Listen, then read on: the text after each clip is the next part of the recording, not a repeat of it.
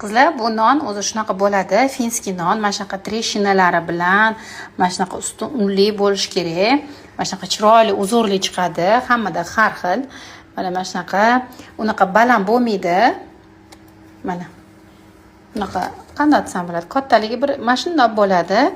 Bu non juda foydali, chunki rjinoy undan qilinadi. Ichida kashincha urug'lari bor, shunaqa mazali. Bu bizani Sovet davrida oldin pishirilardi, lekin hozirda buni hech kim pishirmaydi, chunki bu qimmat non hisoblanadi, lekin juda foydali. Mana shunaqa qizlar.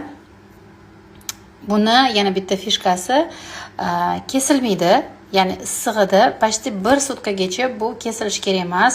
Obdon sovigandan keyin 1 sutka turgandan keyin kesiladi. Chunki agarda issig'ida kesib qo'ysangiz, ichi yopishqoq bo'ladi. Bu soviydi, obdon yaxshilab sovigandan keyin kesiladi.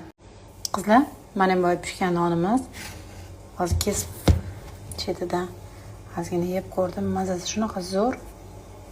Rosa zo'r, foydali. Конечно, kechqurunga iloji boricha uglevodlarni yeyish kerak emas. Ming foydali bo'lgani bilan non ham uglevod. Shuning uchun iloji boricha kechqurunga uglevodlar yemaymiz.